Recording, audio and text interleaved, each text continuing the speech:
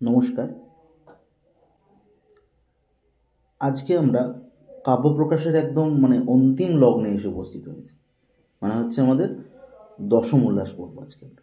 এবং দশম উল্লাসের সঙ্গে সঙ্গে যে নেটে যে সিলেবাস রয়েছে মম্মটের কাব্যপ্রকাশ, তো আমাদের কিন্তু এটুকুই পড়তে হবে, দশম উল্লাস পর্যন্তই শেষ।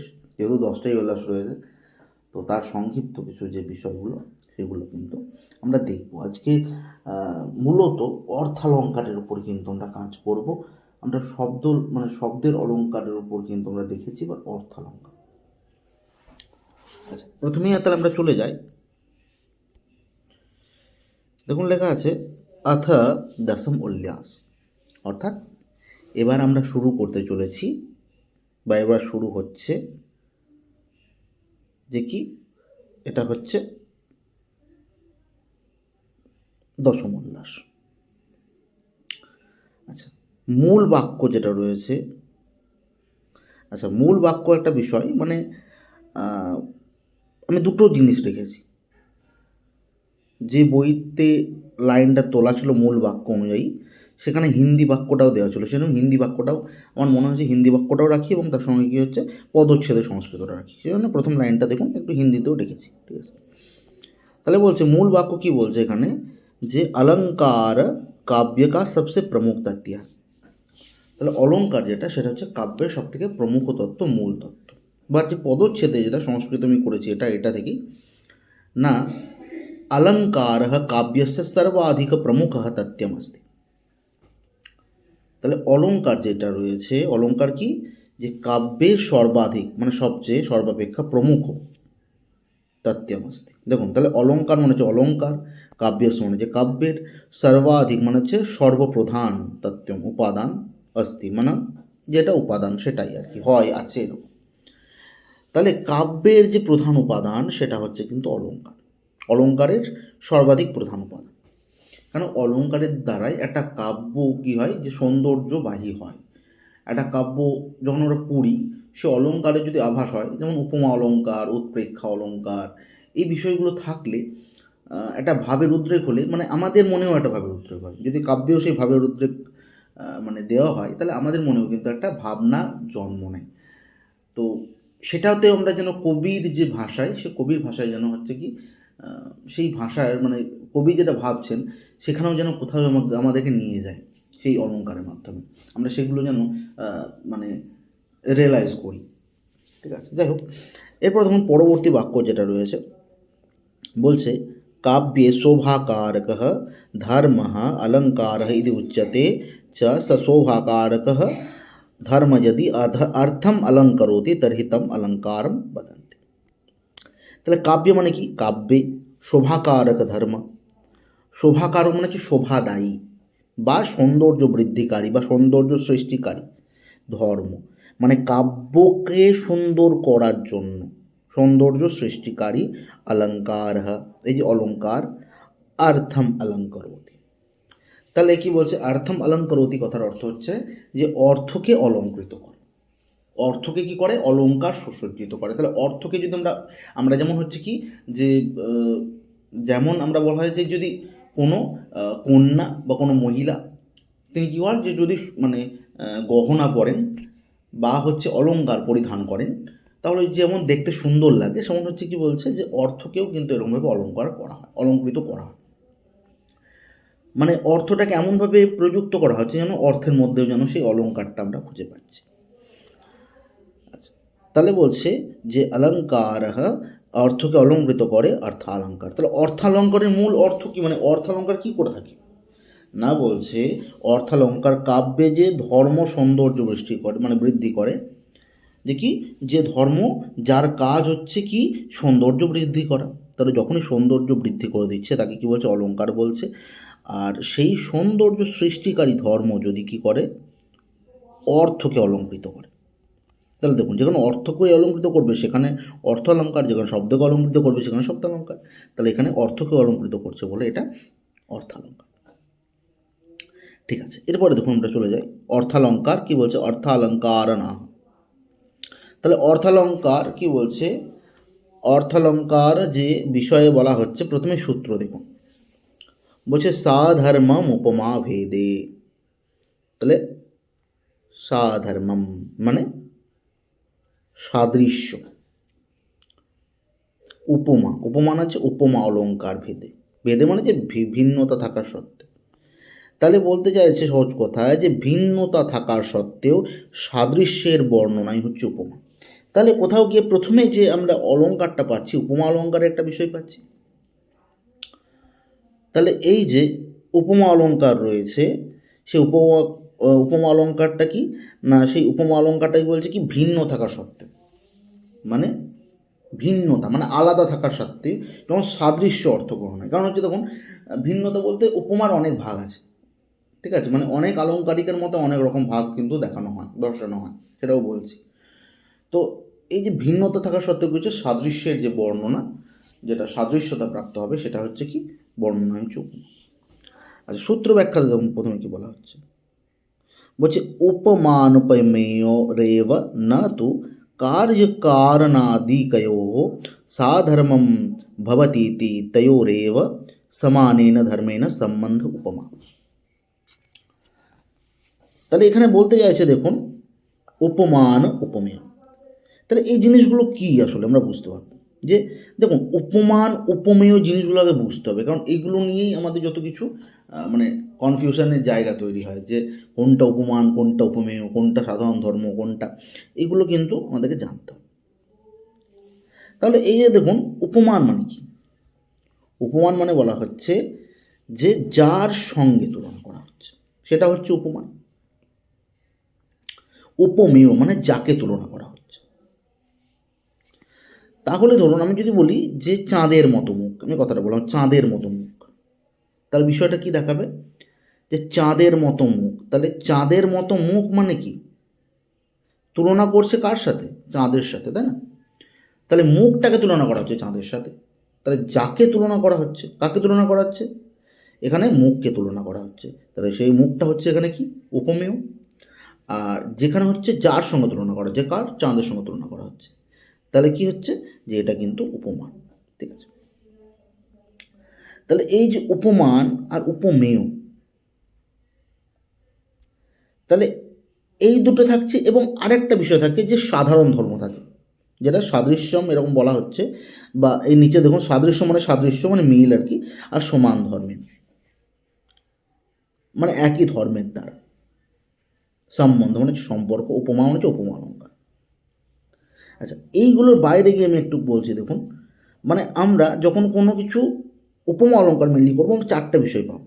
একটা হচ্ছে উপমেয়, একটা হচ্ছে উপমান, একটা হচ্ছে সাধারণ ধর্ম, একটা হচ্ছে উপমাবাচক শব্দ।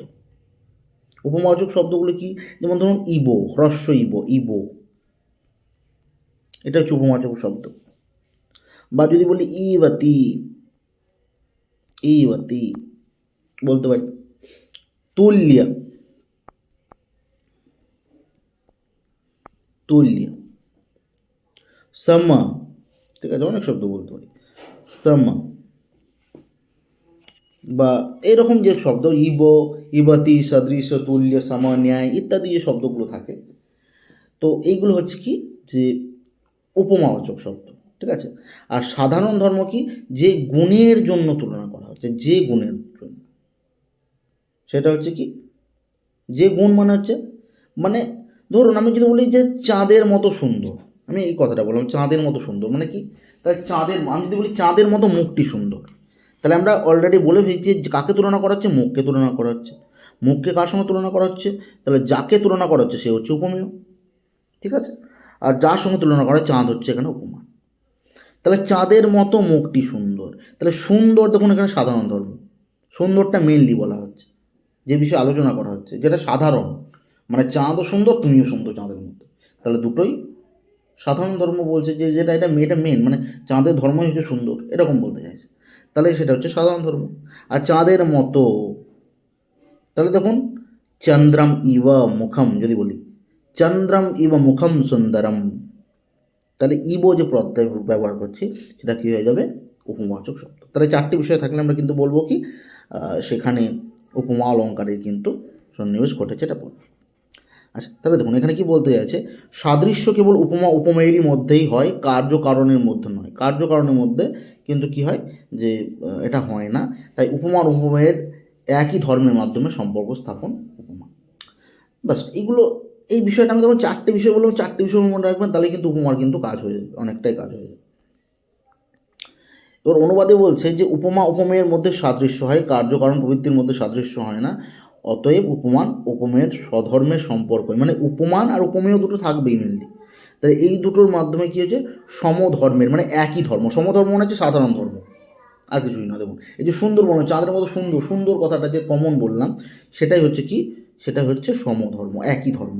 মানে চাঁদটাও সুন্দর, মুখটাও সুন্দর, তাহলে একই ধর্ম। আচ্ছা, এবার দেখুন আমরা এইখানে যে উপমা পাবো, সেখানে উপমা দেখুন রয়েছে, একটা হচ্ছে সৌতি উপমা, বাক্যগা সৌতি উপমা, আর একটা দেখুন আছে আর্থি উপমা। ঠিক আছে, তাহলে এইখানে কিন্তু মানে এখন তো প্রশ্ন হতে পারে যে পূর্ণপমা লুপ্তমা তো আমি পড়েছি। এবার দেখুন যেখানে যেটা আলোচনা করা হয়েছে, যখন পূর্ণপমা লুপ্তমা পড়বেন, এটা অবশ্যই পড়বেন, যখন সাহিত্য দর্পণ পড়াবো তখন ওইখানে কিন্তু পূর্ণপমা লুপ্তমা, আমি সেই জন্য তো বলি যে কোথায় গিয়ে পার্থক্যটা পরিলক্ষিত হয়, কে কীভাবে মানছে, কে কোন টার্মগুলো ইউজ করছে। ঠিক আছে, এটাও কিন্তু মাথায় রাখতে হবে। ঠিক আছে, তাহলে সৌতি উপমা বা আর্থি উপমা, এটা কী হচ্ছে, কাব্য প্রকাশনটা পাচ্ছি। ঠিক আছে, ভাগগুলো। ঠিক আছে, তাহলে বলছে দেখুন, বলছে সৌতি উপমা। সৌতি উপমাতে কি বলছে, শ্লোকে বলছে স্বপ্নে অপি সমরেষু ত্বাং বিজয় শীর্ণ মুঞ্চতি প্রভাব প্রভবম কান্তং স্বাধীন পতিকা যথা। তাহলে স্বপ্নে অপি মানে স্বপ্নেও, স্বপ্ন মানে স্বপ্ন, অপি মানে মানে এটাও আর কি, এই অর্থে যে স্বপ্নেও সমরেষু, সমর কথার অর্থ কি, যুদ্ধ, মানে যুদ্ধ সমূহে। ঠিক আছে, তাহলে স্বপ্নেও যুদ্ধে বিজয়শ্রী মানে বিজয় লক্ষ্মী, না মুঞ্চতি ত্যাগ করে না, না মুঞ্চতি। ঠিক আছে, মুঞ্চতি কথার অর্থ যে ত্যাগ করা, আর ন মুঞ্চতি মানে হচ্ছে কি, না ত্যাগ করা। প্রভাব প্রভবম কান্তম, তাহলে দীপ্ত, দীপ্তশালী কি, প্রভাবশালী, প্রভাব প্রভাব মানে হচ্ছে প্রভাবশালী কি, দীপ্তম, কান্ত মানে হচ্ছে দীপ্ত। স্বাধীন পতিকা মানে স্বামী অধিকারিণী নায়িকা। যথা যেমন বলছে কি, হে রাজন, পুরো অর্থ দেখুন, বলছে হে রাজন, যেমন স্বাধীন পতিকা নায়িকা তার প্রভাবশালী স্বামীকে ত্যাগ করে না।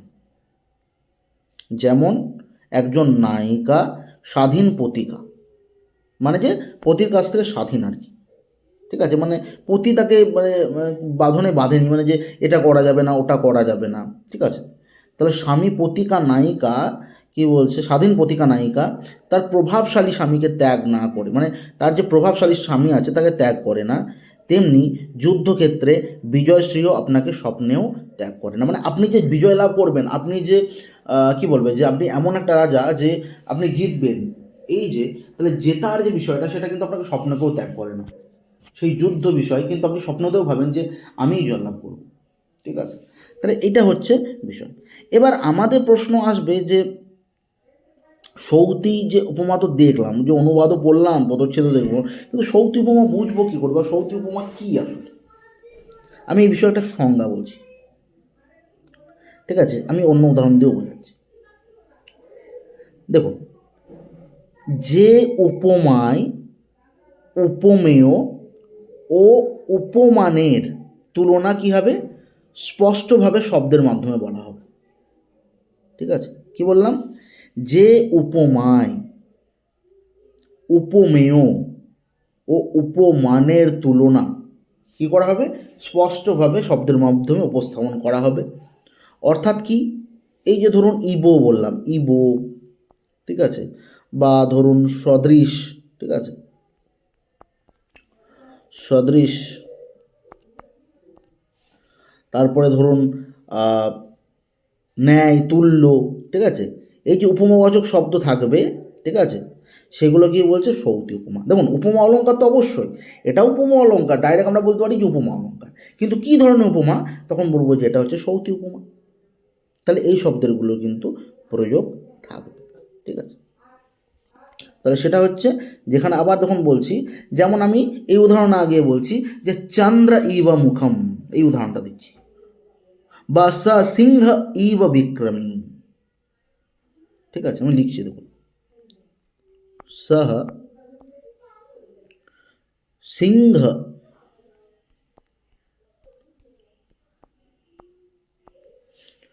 সহ সিংহ ইব বিক্রমী।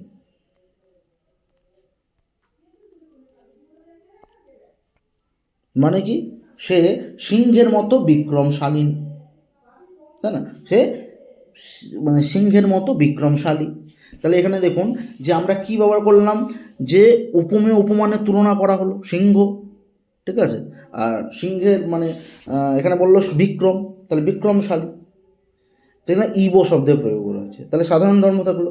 তাহলে বলছে এই ধরনের শব্দ যখন থাকবে ইবো সদৃশ নেয়, তখন উপমা অলঙ্কার এটাকে বলবো, কিন্তু এখানে কি বলবো, সৌতি উপমা বলবো এটাকে। ঠিক আছে,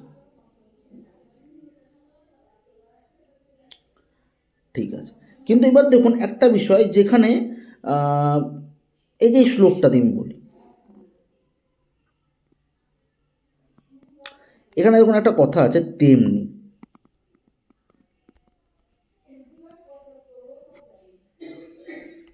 যেমন এখানে পুরো লাইনটা দেখুন পড়ুন, তারপরে আমি আবার বলছি দেখুন, বলছে স্বপ্নে অপি সমরেষু ত্বাং বিজয় শ্রেণ মুঞ্চতি প্রভাব প্রভবম কান্তিম স্বাধীনপতি।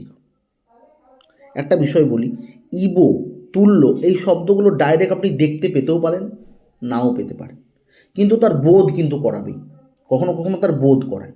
সেই বোধ করানোর জন্য কিন্তু উজ্জ্ব থাকে, কিন্তু থাকে, মানে আমরা দেখতে পাই না বা প্রয়োগ করা হয় না, কিন্তু পড়তে গেলে আমরা যখন মানেটা পড়ি তখন কিন্তু একটা ভাব গঠন হয়। ঠিক আছে, যেমন হচ্ছে দেখুন এখানে বলছে না তেমনি, মানে সেই রকম, এইখানেই কিন্তু কাজটা হয়ে যাচ্ছে, সেটা যে হে রাজন যেমনভাবে তার স্বাধীন প্রতিকার নায়িকা তার স্বামীকে, প্রভাবশালী স্বামীকে ত্যাগ করে না, তেমনি শোনো, তেমনি যুদ্ধক্ষেত্রেও বিজয়শ্রী তোমাকে স্বপ্নেও ত্যাগ করবে না। তাহলে এখানে কি হচ্ছে, এই তেমনি কথাটার দ্বারা কি হচ্ছে, এই সেই রকম, মানে সেই রকম, সেই রকম ন্যায়, সেই রূপ ন্যায়। ঠিক আছে, তো এখানে সৌত উপমা কিন্তু কাজ করছে। ঠিক আছে, আচ্ছা, আরতি উপমা কি বলছে, आरती में वो बोलছে দেখুন, বলছে চকিত হরিণ লোল লোচনয়াহ ক্রোধি তরুণা রোণ তাহ হারি ক্রান্তি सरसीज मीद माननं च तस्याः सममीति ते चेतसि সম্পদং বিধত্তে।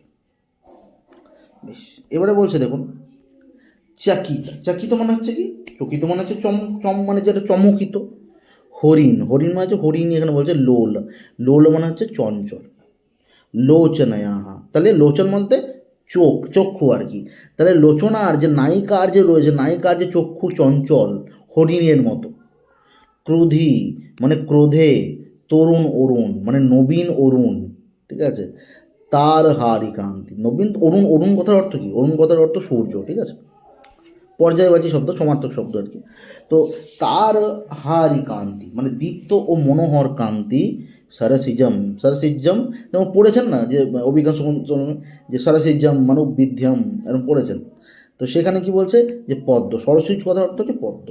আননম, আননম মানে হচ্ছে মুখ, সমাম মানে তার সমান, চেতসী মানে হচ্ছে মনে, চেতসী মানে হচ্ছে কি, এটা সপ্তমীর এক বচন। ঠিক আছে, যেমন শিরাসি, উপনিষদী, এরকম কিন্তু হয়। ঠিক আছে, সম্পদম, সম্পদম মানে হচ্ছে আনন্দ, বিধত্তে মানে হচ্ছে উৎপন্ন করে।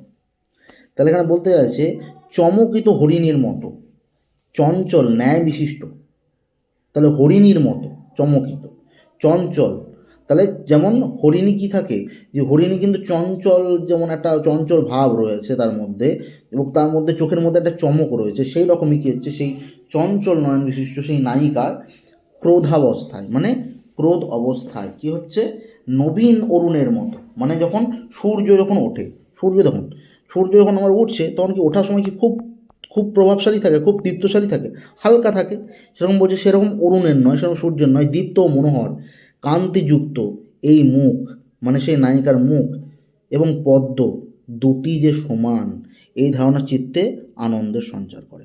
তাহলে বলছে যেমন পদ্ম ফুটে থাকে, সেই পদ্ম ফুটে থাকছে সেই পদ্মের মতোই যেন সেই নায়িকাকেও বলছে তার মুখটাও যেন সূর্যের কালে যখন পদ্ম ফুটছে, সূর্যকালে যেমন পদ্মটা কী হচ্ছে মানে সূর্যের মতো দীপ্তিশালী, মানে দুটো বলেছে দেখুন, একটা বলছে সূর্যের মতো দীপ্তশালী, অরুণের মতো দীপ্ত মনোহর কান্তিযুক্ত, এবং এই মুখ কী হচ্ছে পদ্ম মানে পদ্মের মতো, দুটি যে সমান মানে মুখ আর পদ্ম যেন বলছে তার সমান যেন মনে হচ্ছে।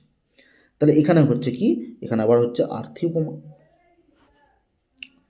তাহলে দেখুন আমরা প্রথমে পেলাম যে কি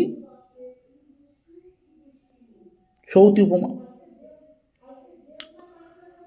এবার আর্থি উপমাটা কি দেখুন, যখন অর্থের তুলনা করা হবে, ঠিক আছে, অর্থ মানে অর্থের সঙ্গে তুলনা করা হবে, মানে সেটাই হচ্ছে আর্থি,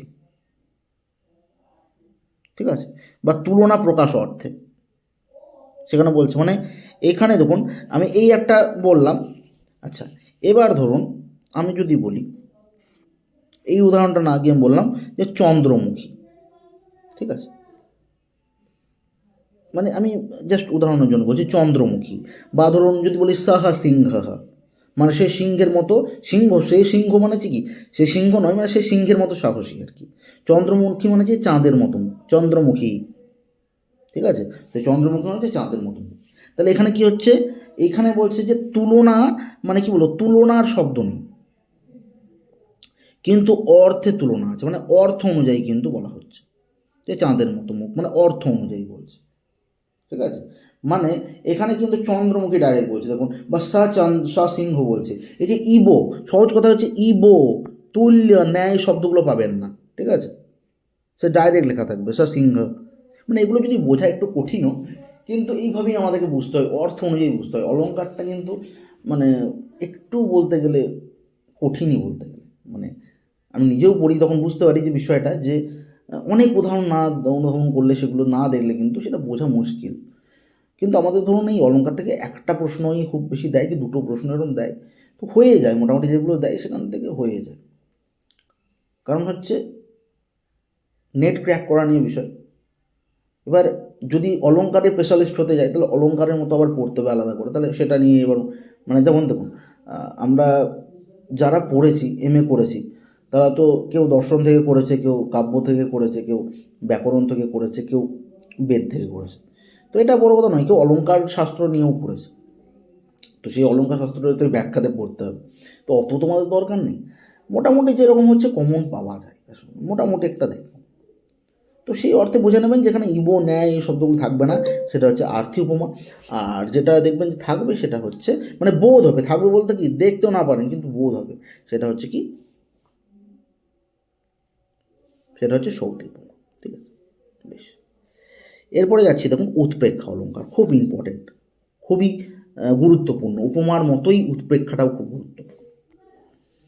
আচ্ছা, এখানে উৎপ্রেক্ষা অলঙ্কার দেখুন কি বলছে, মূল সূত্র বলছে সম্ভাবনা मतोत्प्रेक्षा प्रकृतस्य समेन यत्, সম্ভাবনম মানে সম্ভাবনা বা কল্পনা, অথ এখন, আর এখন মানে আর তখন কি বলছে, আর তখন সম্ভাবনা কল্পনা, আর তখন উৎপ্রেক্ষা মানে উৎপ্রেক্ষা অলঙ্কার, প্রকৃতস্য প্রকৃত বস্তুর বা উপমেয়ের, তাহলে দেখুন কি বললাম, প্রকৃত বস্তু বা উপমেয়ের, তাহলে এই উপমেয় কি, তাহলে উপমেয় জানেন, যাকে তুলনা করা হয়, যাকে তুলনা করা হয়, মানে সে চাঁদকে তুলনা করা হয়নি, সেখানে আমি মুখকে তুলনা করেছি চাঁদের মতো, তাহলে সেখানে কি বলছি, যাকে তুলনা করা হয়, তাহলে সেখানে কিন্তু মুখ হচ্ছে সেখানে, বা যদি বলি সেই ব্যক্তিটা সিংহের মতো, তাহলে সেই ব্যক্তির আগে কি বলছে, উপমেয়, তাই না, তাই এরকমই আর কি। তো উৎপ্রেক্ষ অলঙ্কার বলছে প্রকৃত বস্তুর উপমেয়ের সম বা সদৃশ বস্তুর সঙ্গে, পুরোটা কী দেখাচ্ছে বলছে, যেখানে প্রকৃত বস্তুর মানে মেন যে বস্তু উপমেয়ের সঙ্গে সদৃশ বস্তুর মানে উপমানের সম্ভাবনা বা কল্পনা করা হয়। দেখুন বলছে যেখানে উপমেয়ের, ঠিক আছে, উপমানে কি হয়, কোনো একটা সম্ভাবনা বা কল্পনা করা হচ্ছে, মানে আগেরটা উপমাতে কি বলছিল, যেন চাঁদের মতো মুখ, দেখো যেন চাঁদের মতো মুখ, কিন্তু এইখানে উৎপ্রেক্ষা অলঙ্কারে বলছে যেখানে সম্ভাবনা কল্পনা অর্থ বোঝাবে। আমরা প্রথম শ্লোকটাতে যাই, তারপর আমি এখানটা বলছি। এই লাইনটা দেখুন, খুব ইম্পর্টেন্ট একটা শ্লোক। এই লাইনটা তুলে দেয় বেশিরভাগ যে কী অলঙ্কার হয়েছে। এটা হচ্ছে আমাদের আপনার মৃচ্ছকটিকের লাইন, ঠিক আছে? মৃচ্ছকটিক যে রয়েছে, তো সেই মৃচ্ছকটিক থেকে কিন্তু নেওয়া হয়েছে শূদ্রকে। তো দেখুন বলছে, লিম্পতি व तम अंगानि वर्षति वांछनं नभः असत पुरुष सेवेव दृष्टि विफलतांगत। বলছে লিম্পতি ইব, লিম্পতি যেন দেখো, ইব যেন লেপন করা হয়েছে। দেখুন একটা বিষয় কিন্তু এখানে দেখতে হবে, সেটা হচ্ছে লিম্পতিব, লিম্পতি ইব, যদি ভাঙি লিম্পতি ইব, যেন কি বলছে, যেন লেপন করা হয়েছে। আচ্ছা, একটা ছোট্ট একটু ট্রিক বলে দিই, 90 থেকে 95% কাজে লেগে যাবে, আপনাদের কাজে লাগবে অবশ্যই। যখন দেখবেন ইবো শব্দটা আলাদা করে আছে, মানে ভাঙা অবস্থা রয়েছে, আমি এটা ভেঙেছি সেটা আলাদা, আমি পদচ্ছেদে তো ভাঙবই, কিন্তু যখন দেখবেন শ্লোকে, যখন দেখবেন যে ইবো শব্দটা আলাদা করে রয়েছে, মানে যদি এটা আলাদা করে থাকতো যে লিম্পো তিবো, মানে এটা শর্টকাট, এটা ফাঁকি, মানে ফাঁকিবাজিও বলা যেতে পারে, তো তখন দেখবেন যে সেটাকে আমরা কি বলবো, সেটা উপমা অলঙ্কার বলবো, ঠিক আছে? যখন সেটা আলাদাভাবে থাকবে। কিন্তু যখন মানে ওই মানে একসঙ্গে মানে কী বলবো, একটা অ্যাটাচ থাকবে, অ্যাটাচে থাকবে উৎপ্রেক্ষা অলঙ্কার বলবো, ঠিক আছে? দেখবেন যে 90 থেকে 95% কিন্তু মিলে যায়, ঠিক আছে? তো যাই হোক, এটা বলে রাখলাম যে আপনাদের কাজে লাগতে হয়।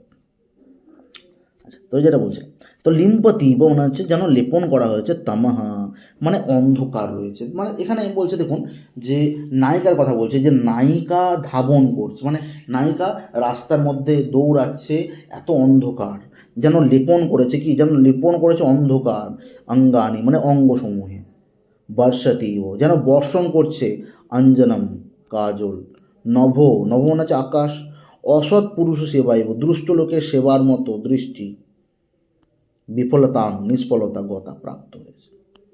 তাহলে বলছে অন্ধকার যেন অঙ্গগুলিকে লেপন করছে, আকাশ যেন কাজল বর্ষণ করছে, আর দুষ্ট লোকের সেবার মতো দৃষ্টি নিষ্ফল হয়ে গেছে। তাহলে এখানে মূলত যে আমরা মৃচ্ছকটিকে, যে আমরা দেখেছি মৃচ্ছকটিক যে নাটিকা রয়েছে, নাটিকা ক্ষমা করবেন, এটা মানে কী বলে প্রকরণ গ্রন্থ রয়েছে, তো সেই প্রকরণ মানে 10টা যখন থাকে তার অঙ্ক, তাকে প্রকরণ গ্রন্থ বলা। তো সেই প্রকরণ যে রয়েছে, প্রকরণ জাতীয় নাটক রয়েছে, তো সেটাতে বলা হচ্ছে কি, যে এখানে নায়িকার কথা বলা হচ্ছে, যে নায়িকা, যেমন দেখবেন একটা সিনেমাতে দেখানো হয় যে মানে একটা অন্ধকার রাস্তা দিয়ে একটা মানে মহিলার প্রতি আর কি ধাবিত হওয়া হয়েছে, কিছু মানে গুন্ডা বদমাশ রয়েছে, তারা হচ্ছে তার পিছনে ধাবিত হয়েছে। তো এখানেও কিন্তু আমরা কিন্তু সেটা দেখব যে এইরকমই ব্যাপারটা ঘটেছে।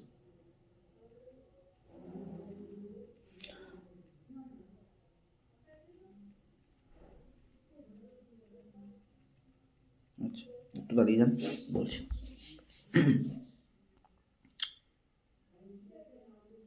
আচ্ছা, এবার বলছে কি, যে আমরা জানি মৃচ্ছকটিক যে রয়েছে সেখানে বসন্ত সেনা নামে, মানে সেখানে নায়িকার নাম হচ্ছে বসন্ত সেনা। তো সেই বসন্ত সেনাই কিন্তু ধাবিত হচ্ছিল, এবং তার পেছনে যে সকাররাও ধাবিত হচ্ছিল, ঠিক আছে? তো সকার এখানে হচ্ছে যে আমাদের ভিলেন দেখতে পাই আমরা। তো সে যে ধাবিত হচ্ছিল, তো তারা কি বলছে যে অন্ধকার যেন অন্ধকারগুলিকে, মানে অন্ধকার যেন অঙ্গগুলিকে লেপন করেছে, অঙ্গগুলিতে মানে অঙ্গ, যে আমাদের বসন্ত সেনা দৌড়াচ্ছে সেই অন্ধকার, মানে অন্ধকারটা যেন তার শরীরের মধ্যে যেন মানে যেন লেগে আছে, মানে কিছু দেখতে পাচ্ছি না আর কি, নায়িকা যে দৌড়াচ্ছে। আকাশ যেন কাজল বর্ষণ করছে, যা কালো ছায়া একটা, আর দুষ্ট লোকের সেবার মতো দৃষ্টি নিষ্ফল হয়ে গেছে। তাহলে আমার যে যেমন দুষ্ট লোক দেখতে পায় না, তেমন হচ্ছে আমিও যেন সেখানে দুষ্ট লোক, সেখানে আমি দেখতে পাচ্ছি না, এরকম বলতে পারছি, ঠিক আছে? তাহলে এখানে বলছে মনে হচ্ছে যেন অন্ধকার শরীরের উপর লেগে বসে আছে, দেখুন, যখন এইরকম কোনো বোধ হবে যেন মনে হচ্ছে, মানে সম্ভাবনা, সম্ভাবনা অর্থ বোঝাচ্ছে। দেখুন, যেন মনে হচ্ছে এই, যেন মনে হচ্ছে ওই, এরকম যখন ভাব হবে, আর শর্টকাট যেটা বললাম ট্রিক সেটা মনে রাখবেন, তাহলে সেখানে বলবেন কি, ওই ট্রিক অনুযায়ী বলে দেবেন যেখানে কি উৎপ্রেক্ষ অলঙ্কার হয়েছে। ঠিক আছে।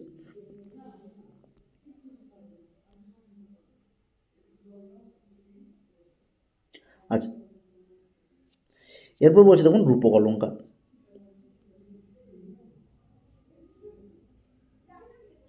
রূপক অলঙ্কারে কি বলা হচ্ছে দেখুন, तद्रूपकं भेद य उपमानोपमेयः अति साम्यादनपहृत भेद योर भेदः। তাহলে এখানে কি বলছে না, বলা হচ্ছে কি তৎ, তত মানে হচ্ছে তা, তাই তো। তাহলে এখানে যখন তত্ত্ব বলছে তা, রূপকাং মানে হচ্ছে রূপক অলঙ্কার, অভেদ মানে অভেদ, মানে এক করে দেখা। অভেদ মানে কি, যেখানে ভেদ উৎপন্ন করা হচ্ছে না। ইয়হ যা উপমান উপমেয়, ইয়হ মানে উপমান এবং উপমেয়, তাই না, দ্বিবচন করে দেওয়া হয়েছে। তো কি বলছে যে উপমান উপমেয় মানে হচ্ছে উপমান ও উপমেয়ের অতি সাম্যাত, মানে অতি সাদৃশ্যের কারণে।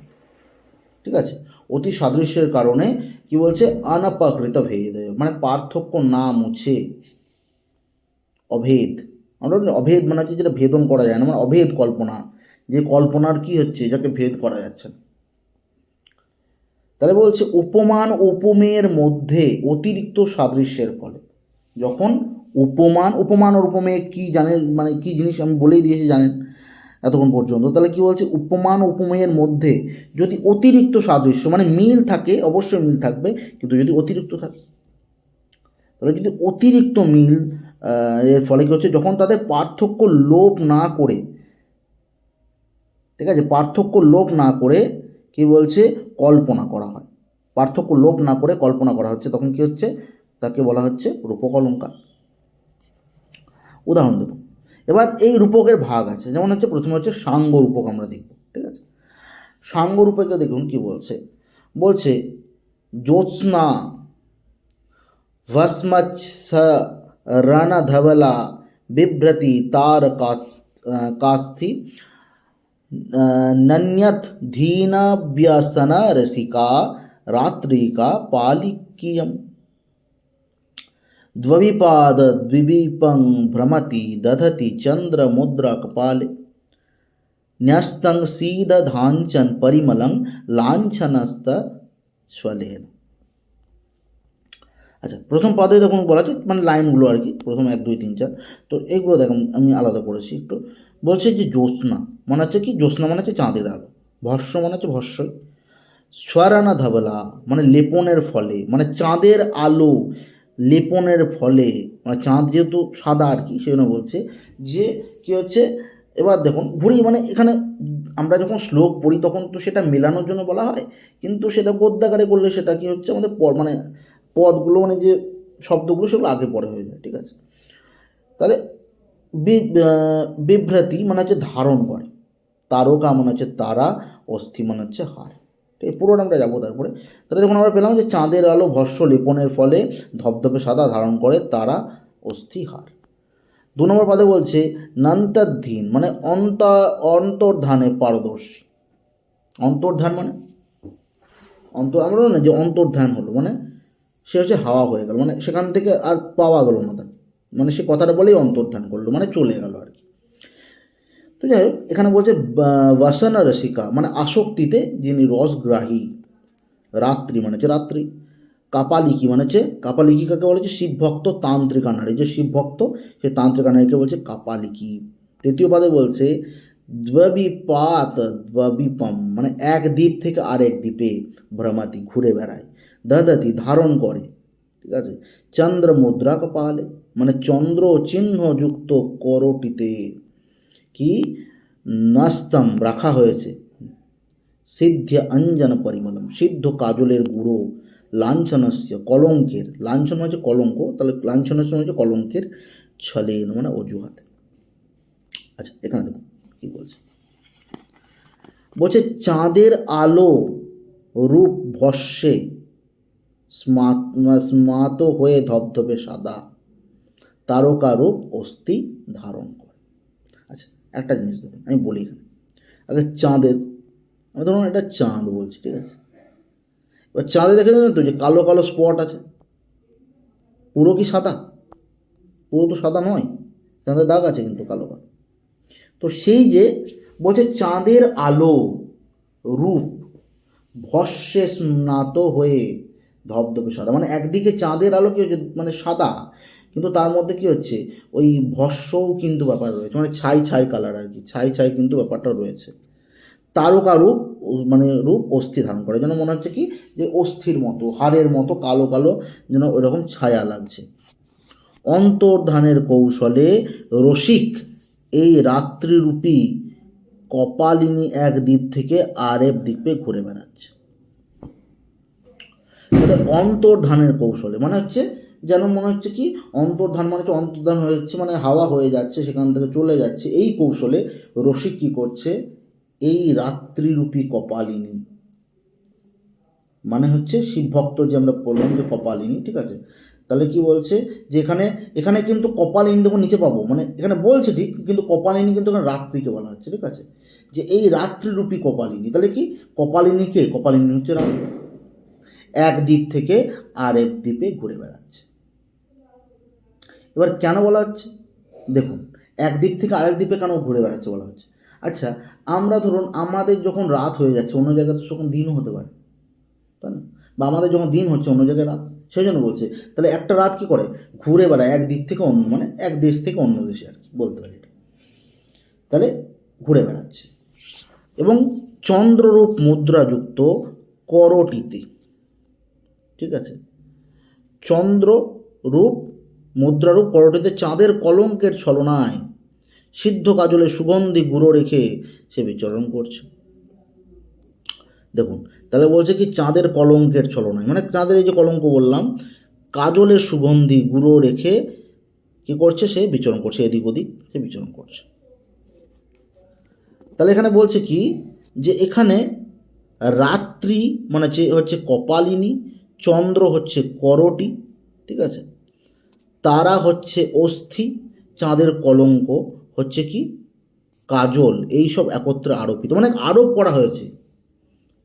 মানে যখন দেখবেন যে একটা বিষয়কে বলা হবে, ঠিক আছে, মানে একটা বিষয় কোন, যেমন রাত্রিকে কপালিনী বলা হয়েছে, মানে এরকম যখন মানে যেন মনে হচ্ছে এরকম বলবে না, কিন্তু এখানে বলবে যে এটাকে এই বলা হচ্ছে, এটাকে ওই বলা হচ্ছে, ঠিক আছে?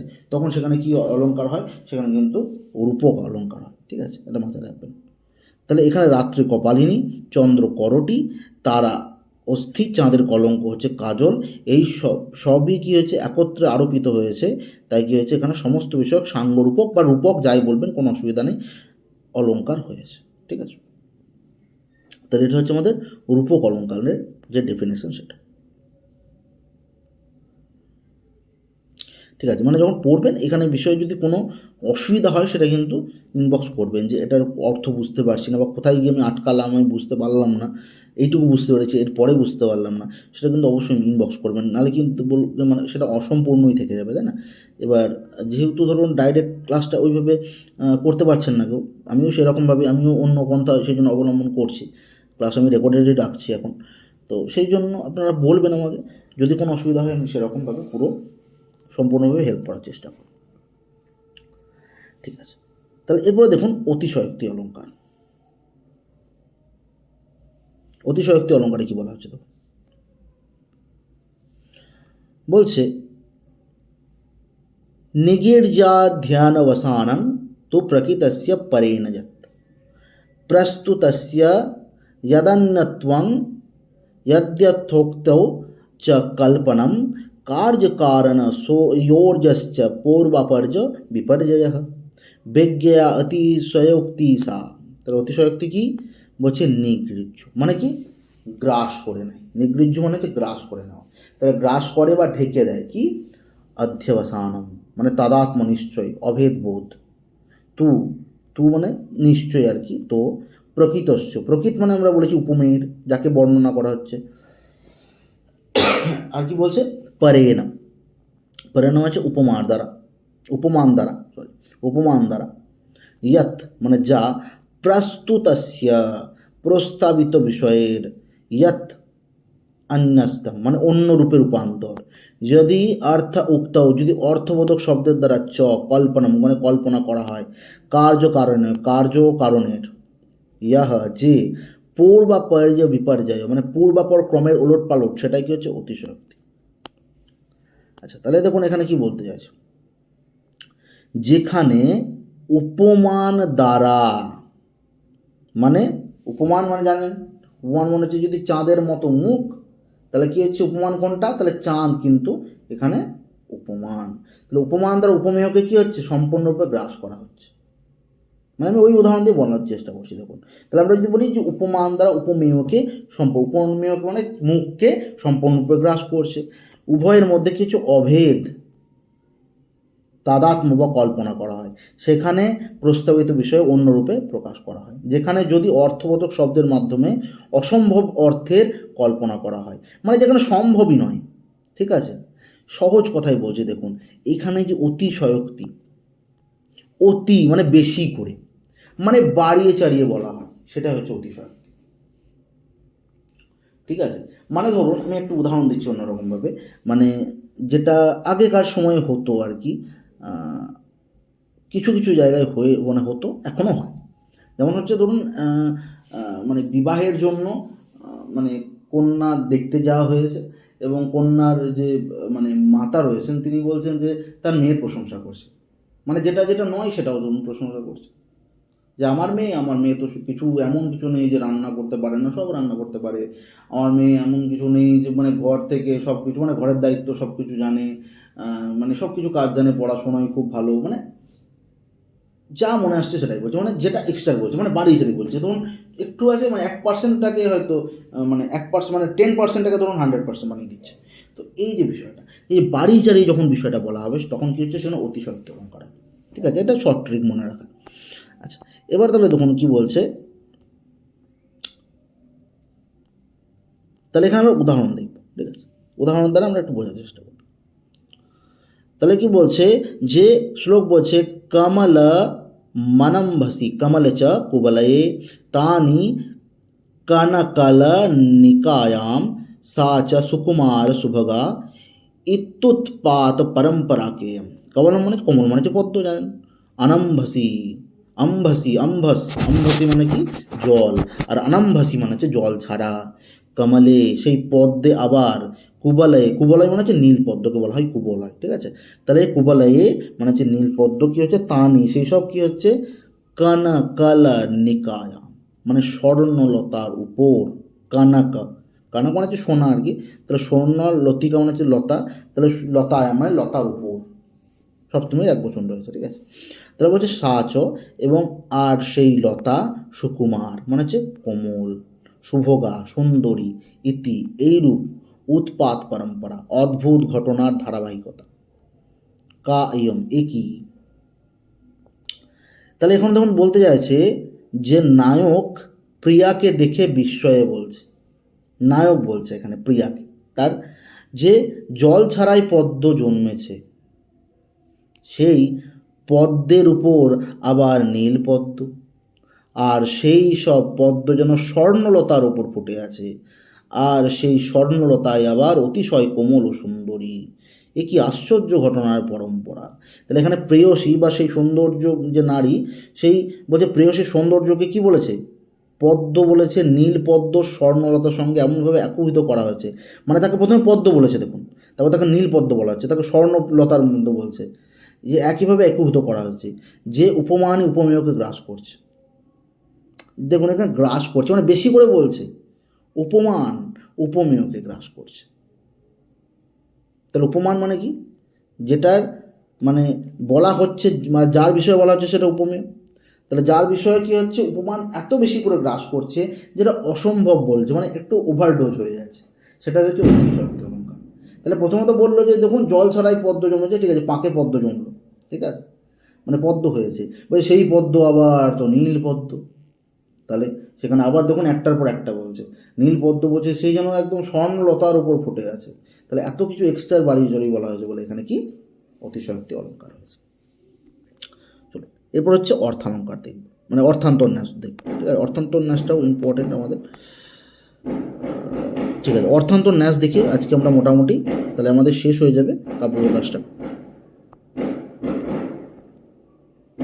চল, তাহলে অর্থান্তর ন্যাসে বলা হচ্ছে সামান্যং বা বিশেষো বা তদন্যেন সমর্থতে यत्तु सो अर्थांतरन्यासः साधर्मेण परेण वा। সামান্য মানে হচ্ছে সাধারণ কথা, বা অথবা সাধারণ কথা অথবা বিশেষ মানে বিশেষ কথা, সাধারণ কথা হতে পারে বা বিশেষ কথা হতে পারে, বা অথবা তদন্যেন মানে অন্য বক্তব্যের দ্বারা, সমর্থতে সমর্থিত হয়, ইয়াত্তু যা হলে সা সেটাই অর্থান্তন্যাস মানে সেটাই অর্থান্তন্যাস। আর সাধর্মেণ মানে হচ্ছে সাদৃশ্য দ্বারা, বৈধর্মেণ মানে হচ্ছে বৈসাদৃশ্য দ্বারা বা অথবা। তাহলে এখানে বলতে আছে যেখানে সাধারণ কথাকে বিশেষ দ্বারা, মানে একটা সাধারণ কথাকে আপনি বিশেষ দ্বারা প্রযুক্ত করছেন বা বিশেষ কথাকে আপনি সাধারণভাবে সমর্থন করছেন, সেখানে কি হচ্ছে সাদৃশ্য বা সাদৃশ্যের মাধ্যমে, মানে সাদৃশ্য হতে পারে, মিল হতে পারে, আবার অমিলও হতে পারে। এটার দ্বারা কি হচ্ছে আপনি সাধারণকে অসাধারণের সঙ্গে তুলনা করছেন এবং অসাধারণকে সাধারণের সঙ্গে তুলনা করছেন, সেটা কি হবে, সেটা কিন্তু অর্থান্তর ন্যাস হবে, মানে অর্থের অন্তর মানে ব্যবধান তৈরি হচ্ছে। ঠিক আছে, দেখ অন্তর মানে হচ্ছে, দেখুন অন্তর মানে হচ্ছে ব্যবধান।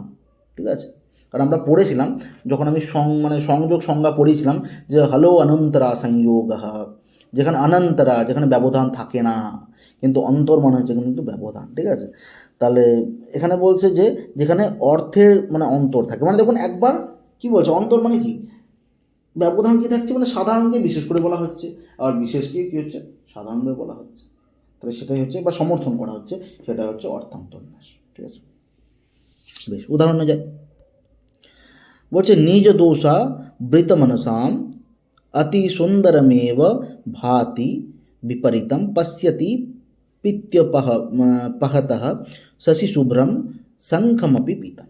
তাহলে নিজ দোষ আবৃত মম মনসাম, তাহলে নিজের দোষে আচ্ছন্ন মনের লোকেদের অতি সুন্দরম মানে অতিশয় সুন্দর বস্তু, এবং ও বিপরীতম মানে বিপরীত বা কুৎসিত, ভাতি মনে হয়, পশ্যতি মানে দেখে সেরকম মনে হয়, পিত্যা উপহত মানে পিত রোগে আক্রান্ত ব্যক্তি, শশী শুভ্রম চন্দ্রের মতো শুভ্র, শঙ্খ শঙ্খ মানে শঙ্খপি শঙ্খ পিতম হলুদ। আচ্ছা, তাহলে এখানে কি বলছে দেখুন, যাদের মন নিজের দোষে আচ্ছন্ন তাদের কাছে অত্যন্ত সুন্দর বস্তুটিও বিকৃতি মনে হয়। যাদের কি বলছে দেখুন, যাদের মন নিজের দোষে আচ্ছন্ন মানে নিজের মনে মানে দোষ ভরা আর কি, তাহলে সে কী করবে, তাহলে সে কারো ভালো দেখতে চায় না।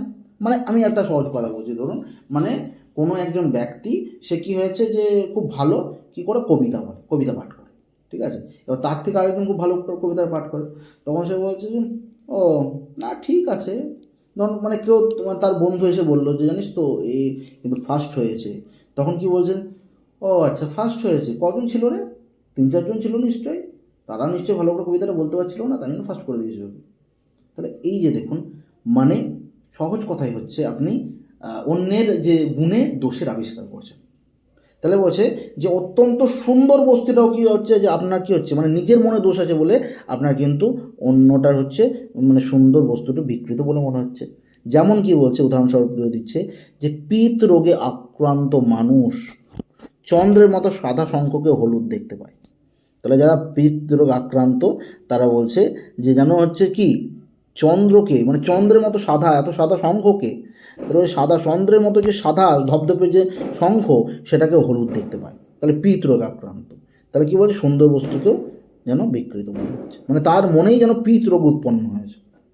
তাহলে এখানে সাধারণ সত্য হচ্ছে দোষগ্রস্ত মন সব কিছু বিকৃত করে দেখে, বিশেষ পিত রোগী শঙ্খকে হলুদ দেখে।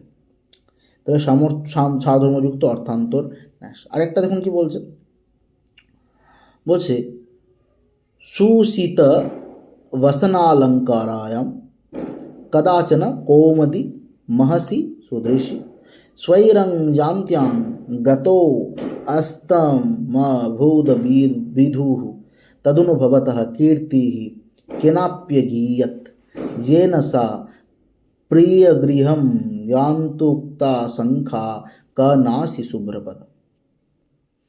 তাহলে বলছে শুভ্র বসন ও অলঙ্কারে সজ্জিত সুন্দরী নায়িকা। তাহলে শুভ্র মানে হচ্ছে সাদা বসন ও অলঙ্কারে সজ্জিত সুন্দরী নায়িকা একদিন চাঁদের আলোতে অভিসারে যাচ্ছিল। হঠাৎ পথের মধ্যে চাঁদ অস্ত গেল। তারপর আপনার কীর্তি কেউ গেয়ে উঠল, যার ফলে সে নিঃশঙ্ক হয়ে প্রিয়ের গৃহে পৌঁছালো। বলুন তো আপনি কোথায় অকল্যাণকারী? দেখুন এখানে বলছে যে অভিসারে যাও, তাই তো? মানে এই কথাটা আমরা খুব বলি যে কৃষ্ণ রাধার সম্পর্কিত এই অভিসারী কথাটা আমরা কিন্তু আমরা বেশি পাই। তাহলে এখানে কি বলতে চাইছে যে অভিসারী মানে বলছে যে এখানে শুভ্র মানে সাদা বসন পরে কী হচ্ছে একদম সুন্দর নায়িকা রয়েছে, তো সে কী হচ্ছে যে চাঁদের আলো মানে চাঁদের আলো রয়েছে ধরুন, সে কী হচ্ছে অভিসারে যাচ্ছে। তাহলে অভিসার মানে হচ্ছে যে নারী তার প্রিয়তমের সঙ্গে মিলনের জন্য কি করে, লজ্জা ভয় বা সামাজিক বাধা উপেক্ষা করে কি হচ্ছে নিজে মানে নিজে থেকে তার কাছে চলে যায়, সেটা হচ্ছে অভিসার, তাকে বলে অভিসারী। ঠিক আছে, যে তার সেই প্রেমিকার কাছে যাওয়া। ঠিক আছে, যে তার মধ্যে কী হবে মিলনের জন্য লজ্জাও থাকবে। ঠিক আছে, মানে সেই প্রিয়ের সাথে যখন দেখা করবে তার মধ্যে লজ্জাও থাকবে, ভয়ও থাকবে, আবার কেউ সামাজিক বাধাও থাকবে যে কেউ যদি কিছু বলে। তাহলে এসব মানে এসব ভয় থাকবে, কিন্তু এটাকে উপেক্ষা করে। দেখুন ভয় থাকবে কিন্তু লজ্জা থাকবে, ভয় থাকবে যে আচ্ছা যদি এরকম হয় কি হবে না হবে, কিন্তু তারপরে মানে ওটা ভেবে নিয়ে অনেকক্ষণ ভাববে, তারপরে সেটাকে উপেক্ষা করে দেবে যে ঠিক আছে যা হবে দেখা যাবে। তাহলে এই উপেক্ষা করে যখন সে কী হচ্ছে গমন করছে, সেটাকে হচ্ছে অভিসার। তাহলে সে অভিসারে গিয়েছে তখন, কিন্তু হঠাৎ কী হচ্ছে চাঁদটা তখন ঢেকে গেল, মানে হয়তো মেঘের জন্য চাঁদটা ঢেকে গেল। তারপর কী হচ্ছে যে কীর্তি শোনা গেল, মানে যার ফলে সে নিঃশঙ্ক হয়ে প্রিয়ের গৃহে পৌঁছালো। তাহলে নিঃশঙ্ক হয়ে মানে কী হচ্ছে মানে এখানে তো নেই, মানে মানে এমনিই পৌঁছে গেল হয়তো। এবার হচ্ছে কি কেউ ধরুন তাকে যেতে দেখেছে সে নায়িকাকে, ঠিক আছে, এবার মানে সেখানে চাঁদের আলো দেখাচ্ছিল, এবার তার দেখতে পাচ্ছে না, হঠাৎ করে দেখছে নায়কের সাথে চলে গেল না কার সাথে চলে গেল, মানে তো বুঝতে পারলো না মেয়েটা এত রাত্রে ঘুরে বেড়াচ্ছে, মেয়েটা কোথায় চলে গেল। তাহলে এইখানে দেখুন এই অকল্যাণকারী যে বিষয়টা, মানে আপনি কোথায় অকল্যাণকারী এখানে। তাহলে সাধারণ উক্তি হচ্ছে আপনি সর্বত্র কল্যাণকারী দিয়ে বিশেষ উপকারের ঘটনা সমর্থিত হয়েছে, তাই না? মানে এখানে কিন্তু অকল্যাণকারীর কোনো বিষয় নেই, কিন্তু অকল্যাণকারী মনে করা হচ্ছে। মানে দেখুন একটা সাধারণ আমি বলেছি, একটা কিন্তু সাধারণ থেকে বিশেষ, মানে সাধারণ অর্থকে কিন্তু বিশেষে নিয়ে চলে যাচ্ছে, বা বিশেষ অর্থকেও কিন্তু সাধারণ নিয়ে চলে যাচ্ছে। তাহলে এইখানে কিন্তু আমরা কী পাবো যে অর্থান্তন্যাসের যে কি যে আমাদের উদাহরণ। ঠিক আছে, তা আমাদের মোটামুটি তাহলে কী হলো যে কাব্য প্রকাশ কিন্তু এখানে শেষ হলো। ঠিক আছে, এবার যেগুলো খুঁটিনাটি উদাহরণ রয়েছে একটু একটু বলবেন, আমি প্রশ্ন আলোচনা করব, তো তখন ধরুন এগুলো তো আমি আলোচনা করবই। যেমন হচ্ছে যখন পরীক্ষা নেব আপনাদের, তখন আমি এগুলো ডিটেলস করবো। যে দেখুন যে অনেক সময় কী হয় যে অনেক কিছু বলা হয়ে থাকে না, অনেক ক্লাসে তো অনেক কিছু থাকে না, কিন্তু প্রশ্ন আলোচনার মাধ্যমে সেগুলো কিন্তু বেরিয়ে আসে, তো সেগুলো আলোচনা অবশ্যই করব। তার আগে সিলেবাসটা মোটামুটি আমাদের শেষ হয়ে যায়, মানে মার্চের মধ্যে শেষ করে দেওয়ার চেষ্টা করব পুরো সিলেবাসই। তারপরে হচ্ছে শুধু পরীক্ষা চলবে, এবং পরীক্ষার উপর কী হচ্ছে আমাদের মানে যেমন পরীক্ষাও চলবে তেমন হচ্ছে তার উপরে কিন্তু বিস্তৃত আলোচনা হবে যে কোন প্রশ্নগুলো নিয়ে ডাউট রয়েছে, বা কী বা মানে কোনগুলো থেকে বেশি করলে সুবিধে হয়, বা কোথা থেকে বেশি প্রশ্ন তুলে ধরা হয়, এগুলো আলোচনা করব। ঠিক আছে, তাহলে আজকে আমাদের ক্লাস এটুকুই থাকলো। কাব্য প্রকাশ তো আমাদের মানে শেষ হলো এখানে। তো আমরা পরের দিন থেকে কিন্তু সাহিত্য দর্পণ শুরু করব, অনেকগুলো টার্ম একই পাবো, তাই হচ্ছে সুবিধে আমাদের কিন্তু পড়তে সুবিধা। ঠিক আছে, তো আজকের মতো এটুকুই থাকলো। শুভরাত্রি।